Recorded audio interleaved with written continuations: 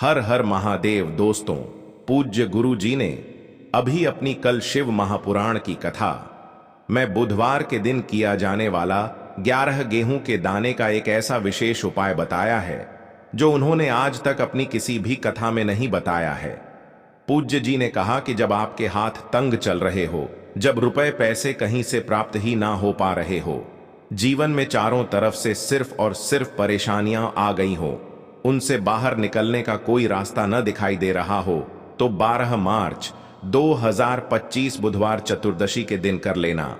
11 गेहूं के दाने वाला यह उपाय होगी, हर मनोकामना पूरी मिलेगी, सभी दोषों से मुक्ति, इतना धन आएगा कि संभाले नहीं संभलता। लक्ष्मी जी और महादेव जी के आशीर्वाद से पूरे साल धन बरसता रहेगा। दोस्तों, जैसा कि आप सभी लोग जानते हैं कि 12 मार्च 2025 यानी बुधवार को पड़ रही है फाल्गुन महीने की चतुर्दशी तिथि। और दोस्तों, यह वह तिथि है फाल्गुन महीने में पड़ने वाली सबसे बड़ी और फाल्गुन महीने की पहली चतुर्दशी तिथि है, क्योंकि यह बुधवार के दिन पड़ रही है।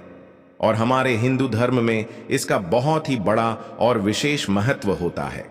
पूज्य गुरु जी ने कहा है कि अगर कभी भी मौका लग जाए और फाल्गुन महीने की चतुर्दशी तिथि बुधवार को पड़ जाए, तो आप लोगों को सिर्फ और सिर्फ 11 गेहूं के दाने उपाय तो अवश्य ही करना चाहिए, क्योंकि इन दोनों तिथियों का संयोग बहुत ही कम आता है।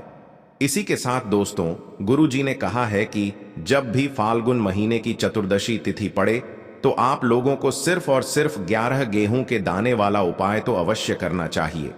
यह उपाय इतना खास है कि अगर आपने सही मुहूर्त पर सही क्रिया अनुसार 11 गेहूं के दाने वाला उपाय कर लिया, जो प्राचीन काल के समय का माह है, तो मान के चलिए दोस्तों, महादेव जी के आशीर्वाद से आपके जीवन का कितना ही बड़ा दुख हो, उसे आपको मुक्ति मिल जाएगी।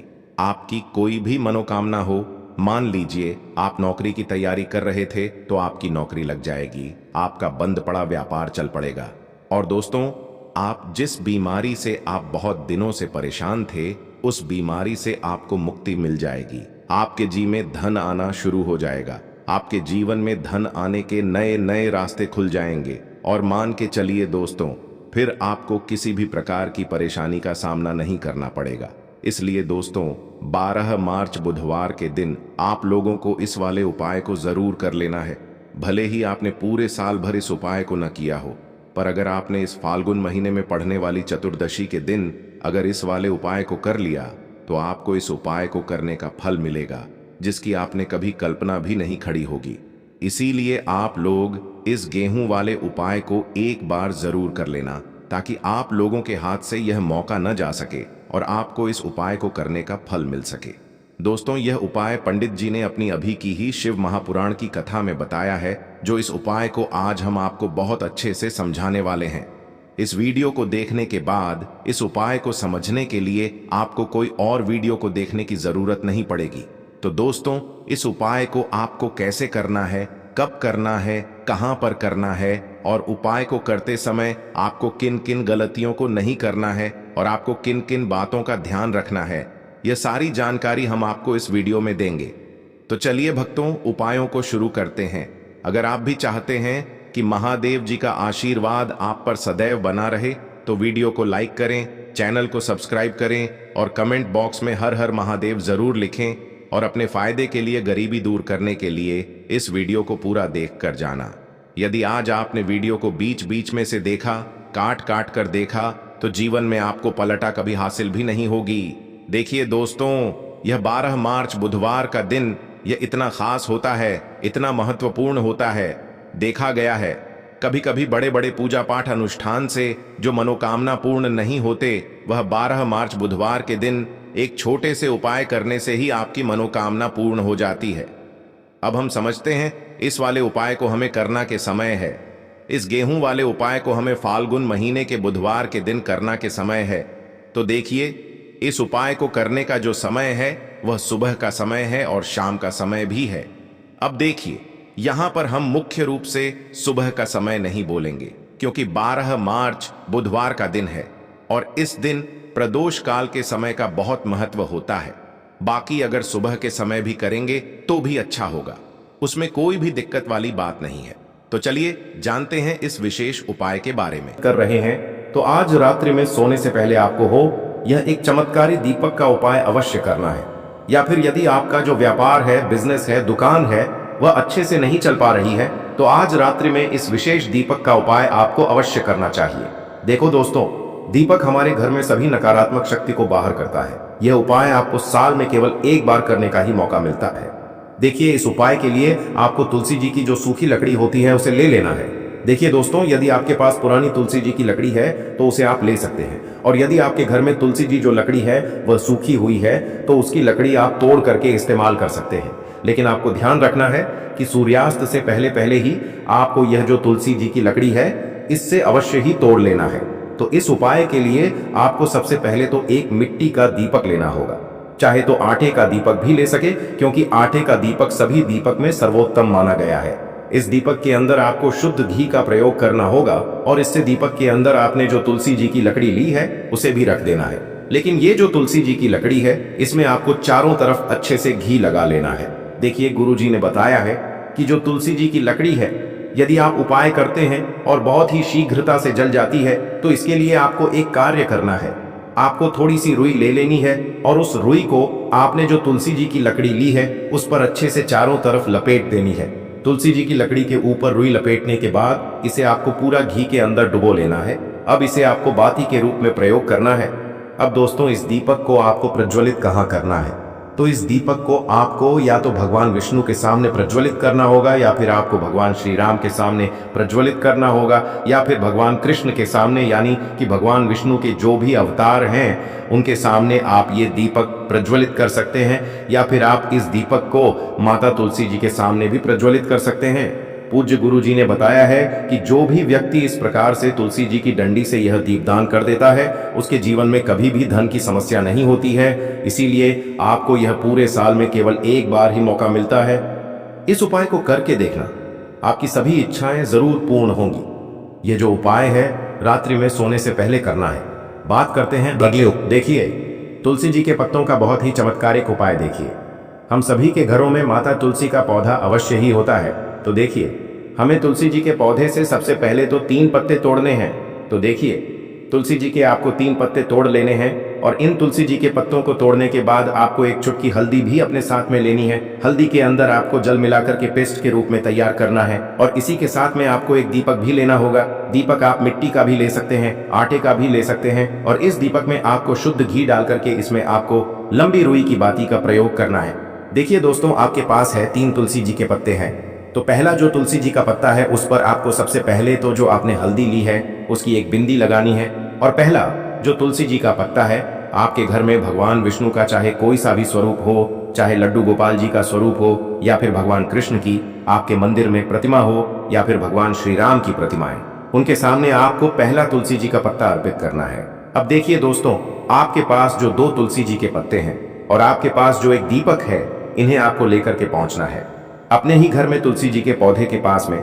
देखिए, सबसे पहले तो आपके पास जो 2 तुलसी जी के पत्ते हैं उन पर भी आपको हल्दी की एक एक बिंदी लगानी है, और उन दोनों ही तुलसी जी के पत्तों को आपको अपने घर में तुलसी जी के पौधे के वहां पर ही अर्पित कर देने हैं। और इस प्रकार से यह दोनों पत्ते भी तुलसी जी के पौधे के पास में अर्पित करने के बाद अंत में जो आपके पास एक लंबी बाती का दीपक है, इसे आपको तुलसी जी के पौधे के पास में ही प्रज्वलित कर देना है। जो भी व्यक्ति अपने ही घर पर इस प्रकार से तुलसी जी के 3 पत्तों का यह उपाय कर लेता है तो उसका परिवार हमेशा खुश रहता है। उसके परिवार में कभी भी कोई भी संकट उत्पन्न नहीं होता है, और यदि आपके घर में जो भी ग्रह क्लेश है वह भी समाप्त होते हैं। तो इस प्रकार से यह सुंदर सा उपाय करना है। अब बात करते हैं अगले उपाय। और देखो, यह उपाय आपके लिए सर्वश्रेष्ठ होने वाला है। देखिए, इस उपाय के लिए आपको मात्र 5 हरे मूंग के दाने ले लेना है। देखिए, तिथि है और ये बुधवार के दिन पड़ रही है, इसीलिए आपको 5 हरे मूंग के दाने लेना है। हरे मूंग के दाने आपको साबुत लेने हैं, खंडित नहीं होने चाहिए। इस बात का ध्यान रखें। और इसी के साथ में आपको एक तांबे के पात्र के अंदर अपने घर से शुद्ध जल ले लेना है। अब दोस्तों, इन सभी सामग्रियों को लेकर के आपको सीधे पहुंच जाना है भगवान शिव के मंदिर में। देखिए, इस उपाय को भी आप सुबह भी कर सकते हैं और शाम के समय में भी कर सकते हैं। देखिए, भगवान शिव के मंदिर में पहुंचने के बाद आपके पास जो 5 हरे मूंग हैं, उनमें से पहला जो हरा मूंग है आपको शिवलिंग के सामने जो नंदी महाराज होते हैं और उनका जो पैर उठा हुआ होता है, वहां पर आपको पहला हरा मूंग समर्पित कर देना है और आपको ओम नमः शिवाय इस मंत्र का जाप कर लेना है। फिर आपको दूसरा हरा मूंग लेना है और शिवलिंग पर जो श्री गणेश जी वाला स्थान होता है, वहां पर आपको यह दूसरा हरा मूंग समर्पित कर देना है। यानी कि शिवलिंग के सीधे तरफ आपको यह दूसरा हरा मूंग समर्पित करना है और फिर आपको ओम नमः शिवाय या फिर श्री गणेशाय नमः इस मंत्र का जाप कर लेना है। तीसरा हरा मूंग का दान आपको भगवान शिव की सबसे प्रिय पुत्री माता अशोक सुंदरी वाले स्थान पर समर्पित करना होगा। शिवलिंग की जो जलाधारी होती है, जहां से जल बह करके आता है, उसी जलाधारी के बीच में जो कहीं कहीं उठी हुई लाइन होती है सांप की आकृति के रूप में, वहीं पर आपको तीसरा हरा मूंग समर्पित करना है और फिर आपको ओम नमः शिवाय इस मंत्र का जाप कर लेना है। अब दोस्तों, चौथा जो हरा मूंग है उसे आपको भगवान कार्तिकेय जी का जो स्थान होता है शिवलिंग पर, वहां पर आपको ये चौथा हरा मूंग का दाना समर्पित कर देना है और आपको ओम नमः शिवाय इस मंत्र का जाप कर लेना है।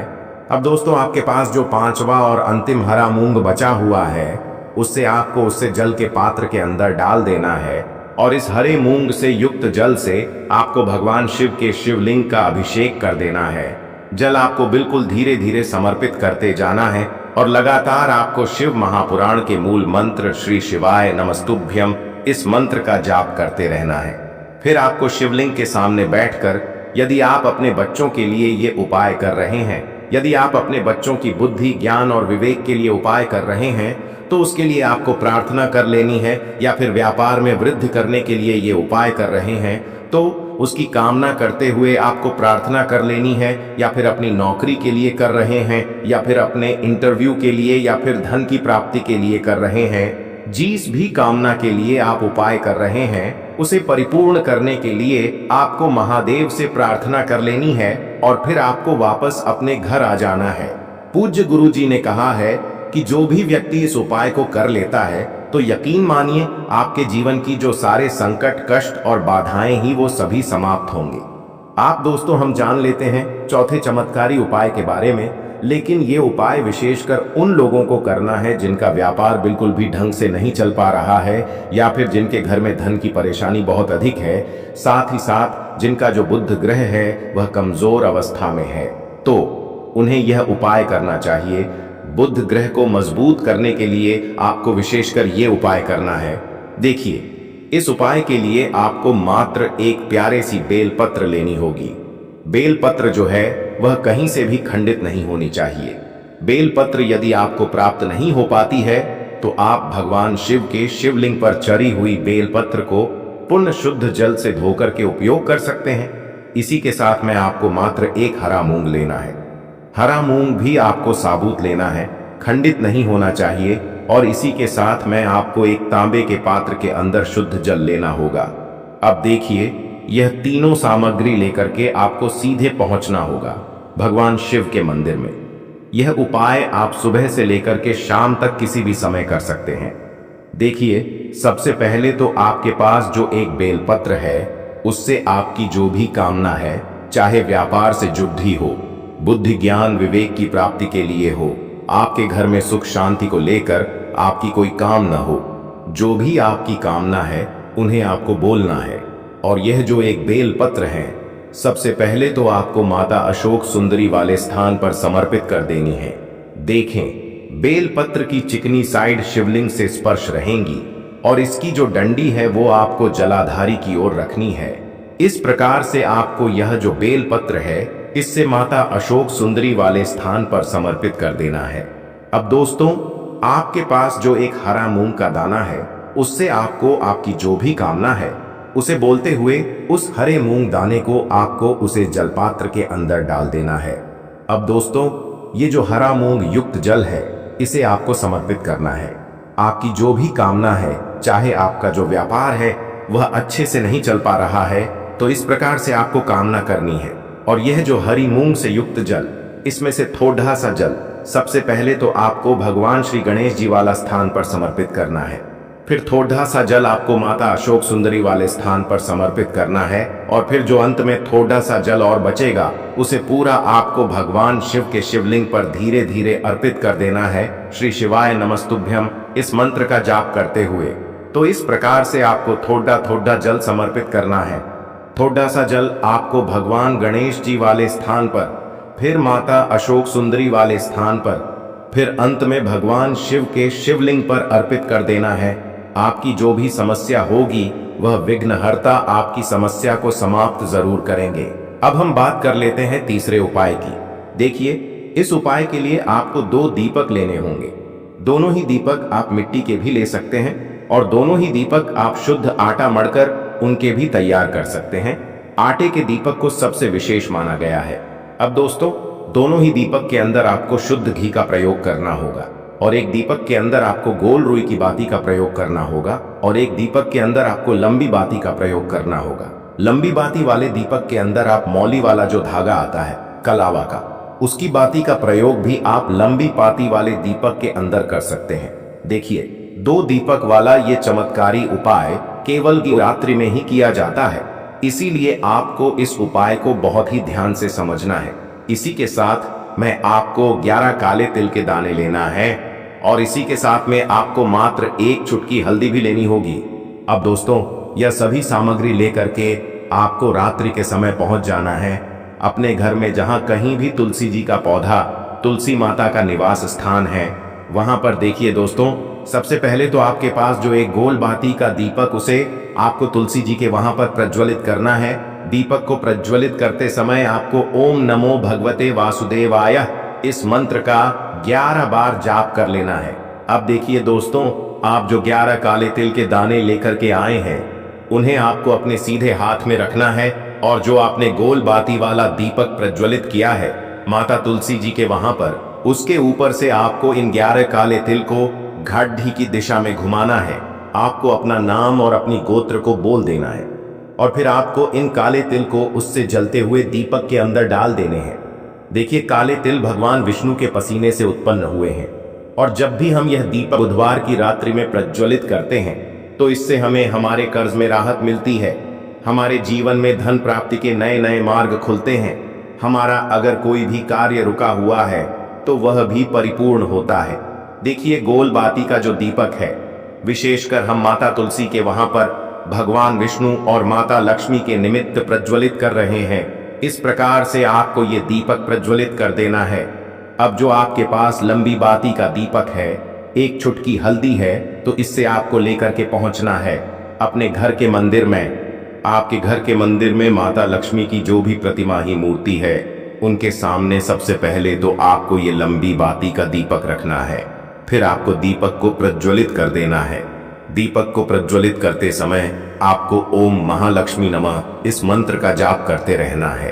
अब दोस्तों, आपके पास जो 1 चुटकी हल्दी है, उसे आपको अपने सीधे हाथ में रखना है और इस 1 चुटकी हल्दी को आपको उस दीपक के ऊपर से 11 बार घड्डी की दिशा में घुमाना है और आपको ओम महालक्ष्मी नमः मंत्र का जाप करते रहना है।